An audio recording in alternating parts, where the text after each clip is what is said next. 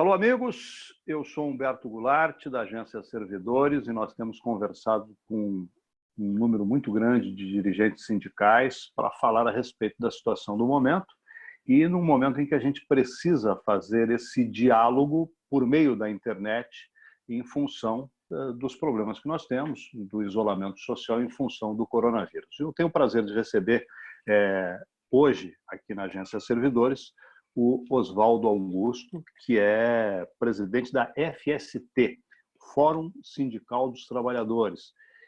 Mas você é da área da educação, não é isso? Eu presido também a CNTEC, Confederação Nacional dos Trabalhadores em Estabelecimentos de Educação e Cultura. Muito bem, então vamos tentar partir da educação e cultura, que tem sido um dos grandes problemas dos últimos dias, Oswaldo.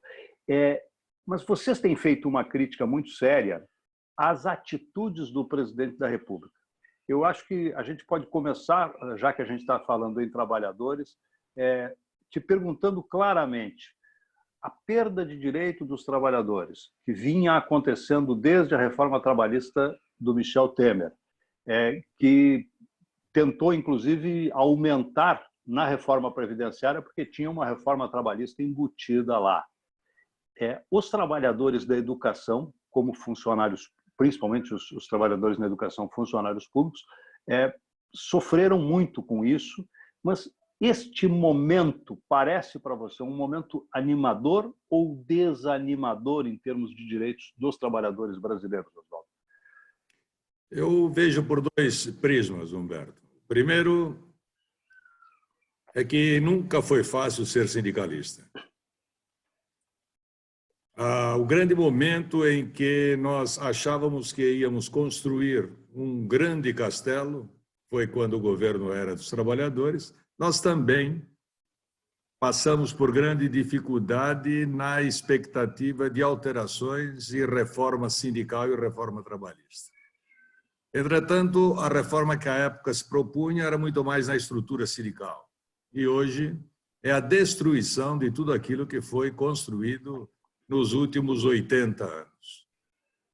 E a expectativa que a gente vê não é boa em termos de aguardar que o governo faça alguma coisa, que ocorra algum tipo de mágica onde vá o governo construir algo que dê estabilidade à vida do trabalhador. Não, muito pelo contrário.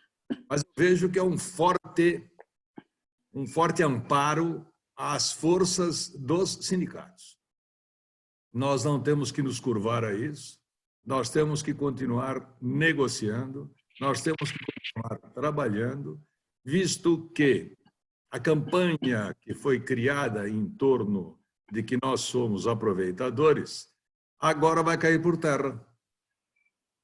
Porque se por um acaso as coisas acontecerem como está prevendo tanto o Executivo quanto o próprio Judiciário, vai ser muito bom sentir que as perdas eram conquistas sindicais e não brindes ou aconchegos dos patrões. E até você toca num assunto que eu fiquei curioso a semana passada e acho que não perguntei para nenhum dirigente sindical: a atitude do Supremo Tribunal Federal de dizer que os patrões devem negociar diretamente com os trabalhadores. Não seria mais fácil resolver isso sindicalmente, neste momento de crise em que precisa se negociar para manter os empregos de alguns trabalhadores? Então, eu entendo da seguinte forma: o que foi feito, na verdade, foi colocar em má situação o sindicato patronal. Por quê? Num momento de crise é muito mais simples resolver as questões num debate entre um grupo pequeno do que deixar que a coisa aconteça, a se perder o que se tem e haver a necessidade da interferência mais agressiva do movimento sindical.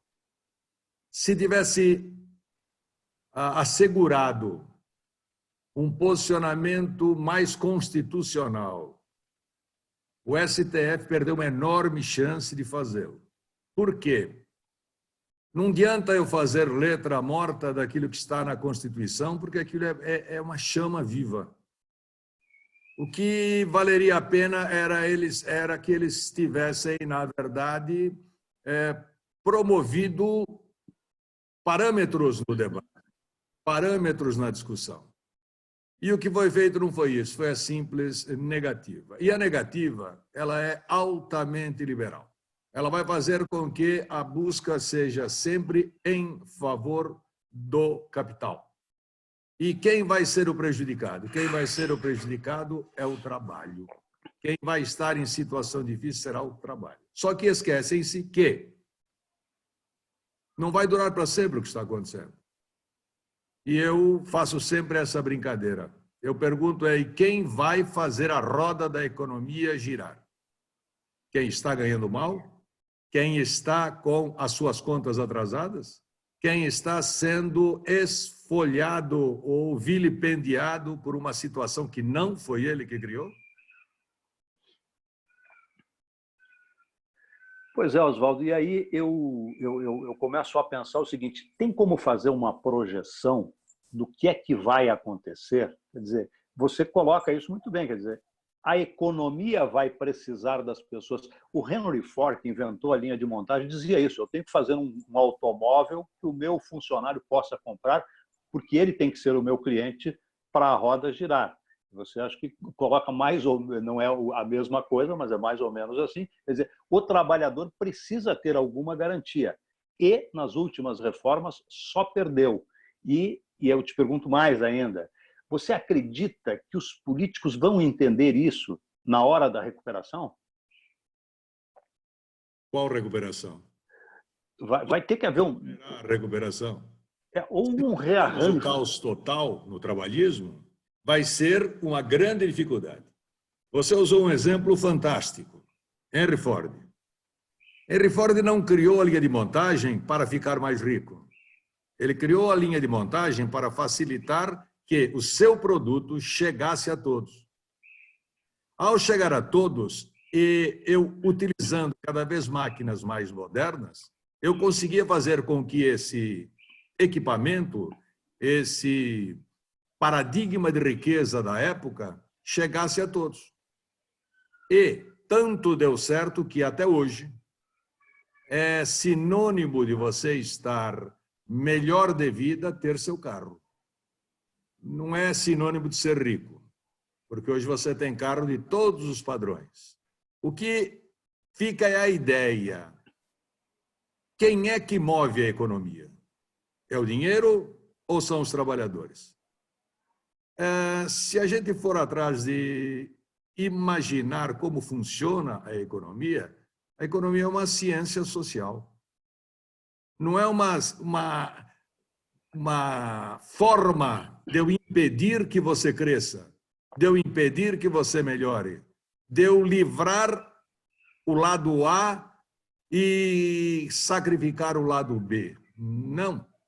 Sem o lado B, o lado A não vive. E o que vai se passar daqui a um tempo?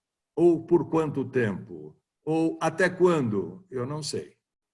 Porque quanto mais nós sacrificarmos aquele que gira o comércio, aquele que faz rodar a roda da economia, menos rapidez eu terei na recuperação da economia. Para a gente encaminhar o final desse papo, eu gostaria, se fosse possível, de lhe perguntar o seguinte, Oswaldo, como é que tem que ser o sindicalismo a partir de agora? Foi tão atacado, estava perdeu o imposto sindical, só houve perdas. Você acha que há uma possibilidade de recuperação? Você acha que os sindicalistas têm que se comportar de uma forma diferente e que há uma chance de recuperação deste diálogo que não torne tão trabalhoso para o trabalho contra o peso do capital não seja tão grande sobre as costas do trabalhador? Sua pergunta ela é pertinente. Eu vejo que essa é a grande preocupação hoje do movimento sindical. Mas também o movimento sindical não pode ficar somente com essa preocupação. O movimento sindical tem que estar atento às nuances do que está acontecendo e não é ter assessoria para determinar o que é que tem que ser feito.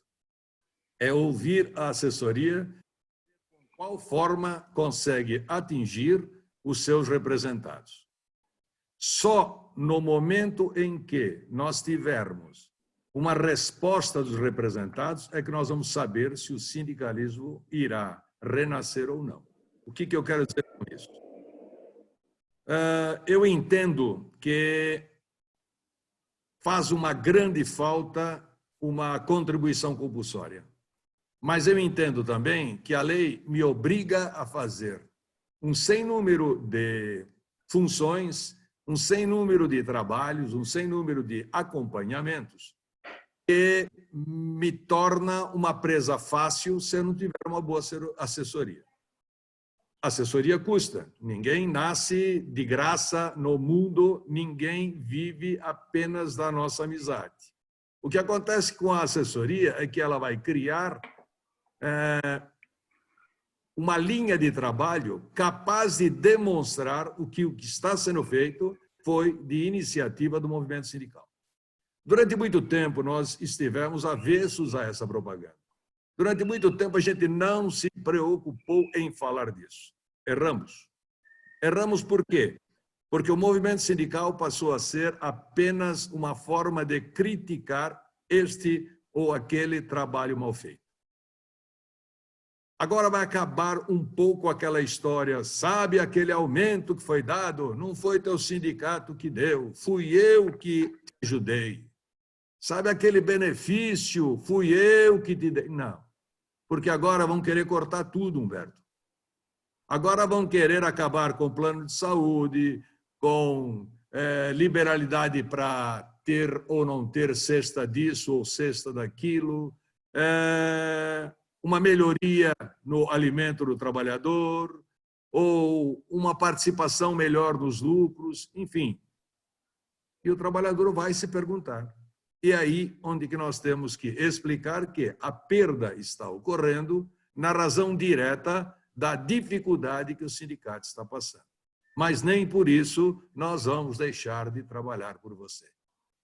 Haverá uma necessidade ampla e sincera de se manifestar mais próximo da categoria, de estar junto com a categoria para demonstrar a importância do teu trabalho e a forma de condução de como nós vamos reconstruir tudo aquilo que nós tínhamos. Oswaldo Augusto de Barros, do Fórum Sindical dos Trabalhadores, muito obrigado pela entrevista e muito sucesso no seu trabalho. Obrigado. Ora, até logo.